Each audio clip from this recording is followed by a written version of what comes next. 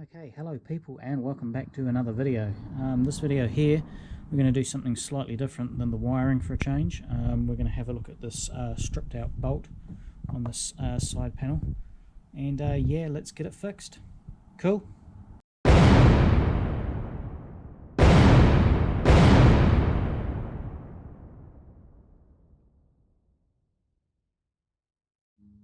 Okay, so pretty much just had a visual check and I can tell you right now it's this one here.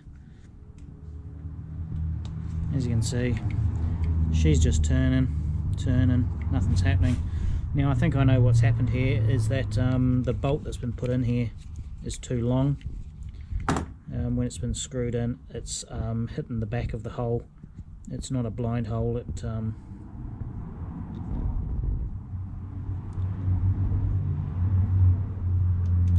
so that bolt's probably way too long and it's just stripped all the thread out. So what we're going to do is we're going to put a helicoil in there. We'll take this whole thing off. But yeah, let's get a bit more light on the action so we can see what we're doing. We'll take off this gear shifter, the clutch, and then we'll take these bolts out and have a closer look. Cool, let's do it.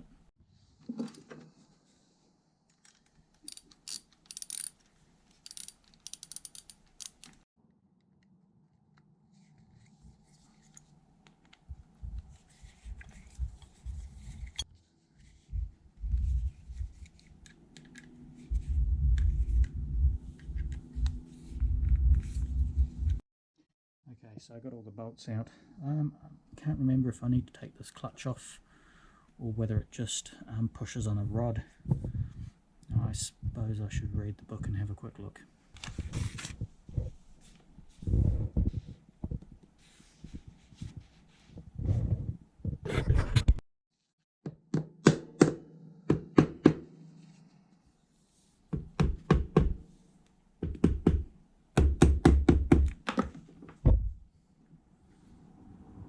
Where that just came from. There's a lot more oil coming out than I thought was originally in there. I'm sure he said there was no oil in this engine, but looking at that sight glass a bit closer now, I think she's full, so I'm going to have to drain the oil. Lucky I didn't whip that whole cover off. Okay.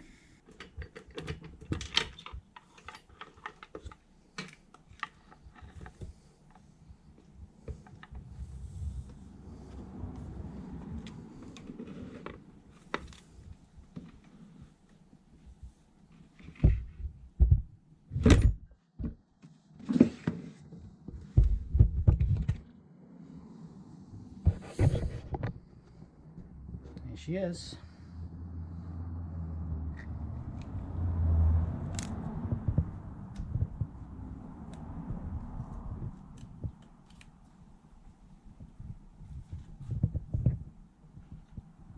Here's our Bendix starter gear. It's looking worn, just like they all do.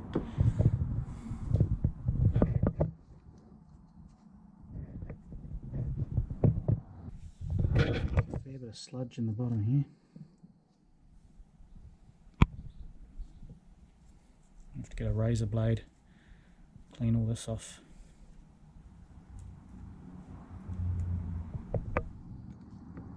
Okay, I'll get back to you in a minute. So this is the famous or infamous Box of Rocks starter Bendix gear, the one that makes the horrid noise. Yamaha must have known about this because they stuck a bloody magnet right below it. So they must have known that it was going to send shards of metal off the teeth every time you started the bloody thing. Teeth don't look too worn. There's definitely wear on them, but it's an old bike, so what do you expect? But, that's not what we're here for. We're here to replace that bolt. Can't quite remember which one it is now. Either that one, or that one. But, let's find out. Okay, so it's definitely this one here. I'm just about to push the bolt in and out. So the story is that a bolt that was too long was put in there. It hit the back of the hole and just stripped it out. One way to stop this from ever happening, if you're unsure of what length bolt you should have, just get something long and thin that fits in the hole. You can tell how long your bolt should be. Like that one there obviously goes all the way through. Same as that one. That one only goes in that far. I'd hate to think what a mechanic would charge to do this job. Wouldn't be cheap. Looks like there's been a repair in years gone by. You can see the weld. Usually there's been an accident, somebody's hit the road and they've welded the case up there. Okay, so we've got our recoil set.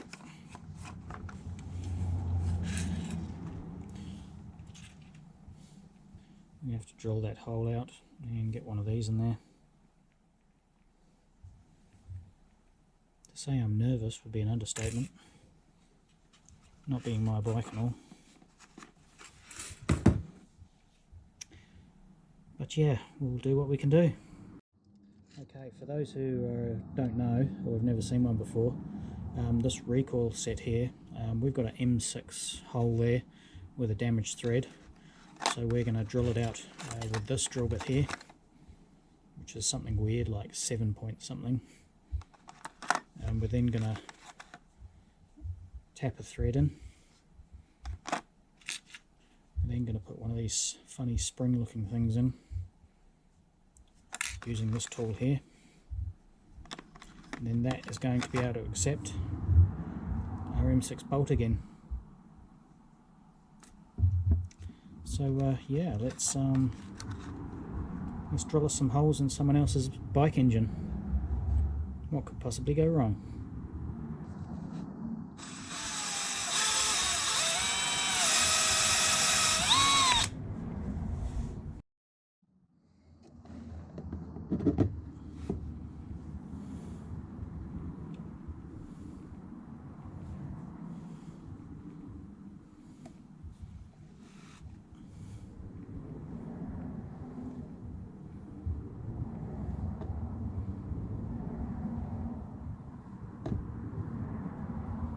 Go in a few turns and then reverse it out.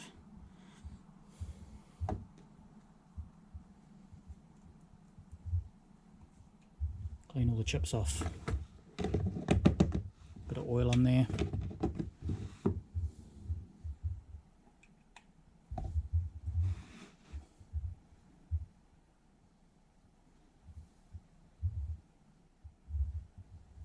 Just like A-Bomb 79.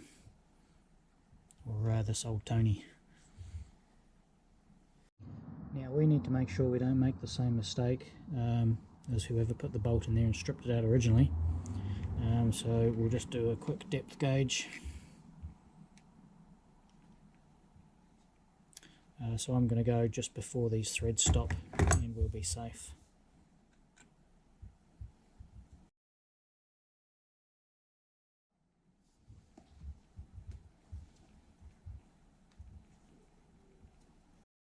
Okay, so the next thing to do is get this little spring looking thing, and the outside of it matches what we've just tapped, and the inside of it matches an M6 bolt.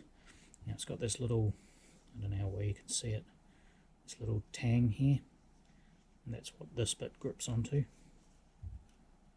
So we can screw it in. Once we've got it in place, we use this little tap here to tap out that little tang and get it out of the way so the bolt can carry on through. And when you screw these in, apparently you go just under the surface, so not too far in but not flush. You want to go maybe in by about 1 millimeter. Now I have heard of people using a Loctite on here. Apparently you don't need to. The Loctites that I have are not happy with oils, so they wouldn't work anyway. So I'm just going to do it how I've been taught, and no Loctite today. So just before we put the helicoil in there, we'll just get some brake clean in there and clean out any swarf that's in there.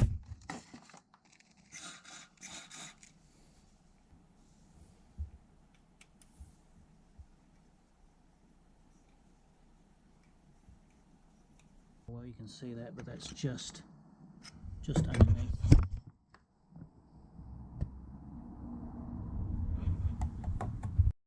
Okay, now to knock that little tang out. There it is there. Let's see if a bolt goes in.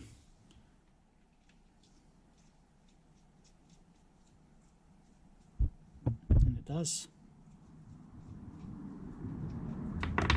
So we're all good. We just need to clean up this gasket area and get the new gasket on, put everything back together. Cool.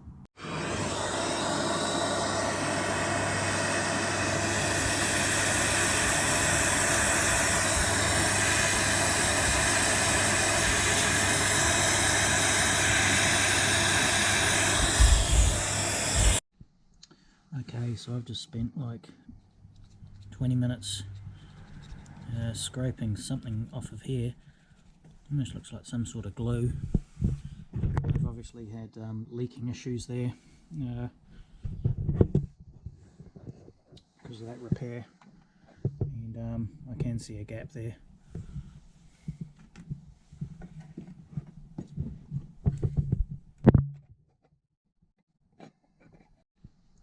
Okay, you can see the light coming through.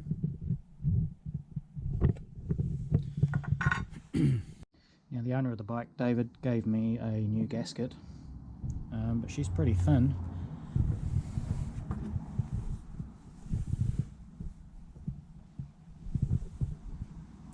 Half a mil.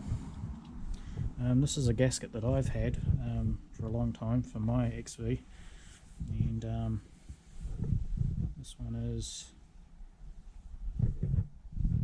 1 mil. So I might use this thicker gasket. Now when you've got two mating surfaces, all you need is a gasket. You don't need any sealant, but if you have a damaged contact point, you do need a silicone. So we'll use an RTV. I'm assuming they had leaking issues there, that's why there was so much down there. So we'll do the same, and we'll go pretty thick down here, but we'll just do a smear around the rest of it. And yeah, fingers crossed that she doesn't leak. It wasn't leaking before, so we need to make sure it doesn't leak again. Cool. Okay, so I've just cleaned the whole mating surface down with some brake clean. So now I'm just going to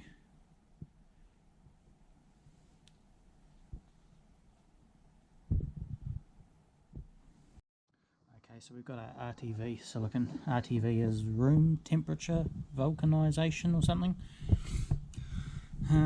So yeah, I've gone very sparingly around the top here, and I've laid it on pretty thick down there where the damage is. So let's throw this gasket on.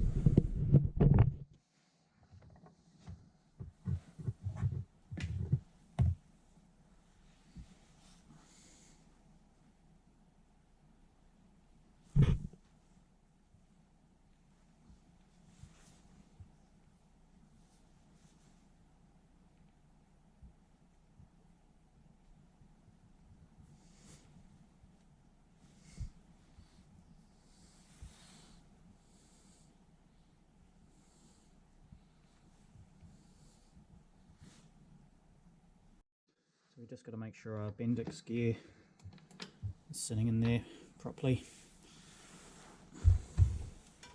Throw the cover on.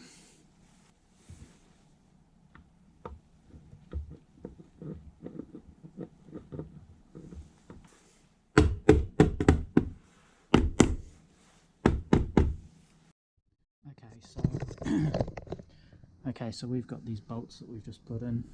There is a torque setting for them, 10 10 Newton meters. These bolts are just going into aluminium, so you definitely want to do the 10 Newton meters. So 10 Newton meters is what we're set to. There's the rubbish truck. Some anti-seize on the bolts.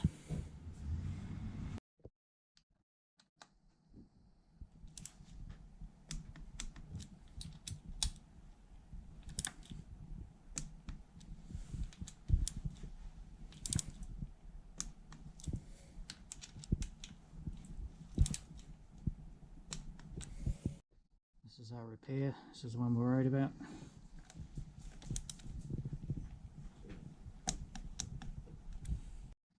Okay, that job's complete.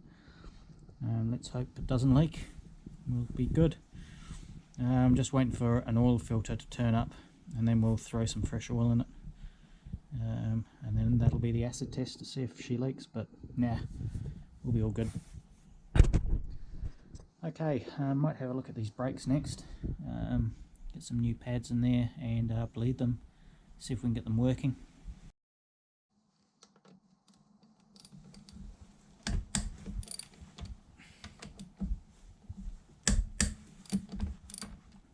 Okay, so we've got no pads in there at all. So grab our pads.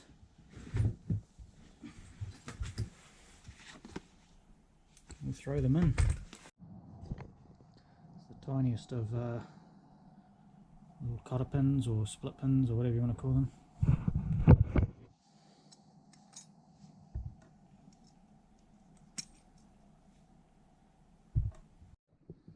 Okay, new pads are in. Let's whack it back on and do the other side. Okay, so this side's done. So let's whip this cover off. See if we can bleed these things.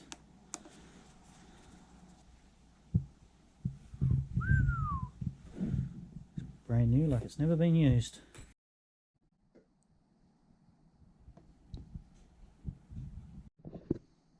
Okay, we officially hit brakes, which is good.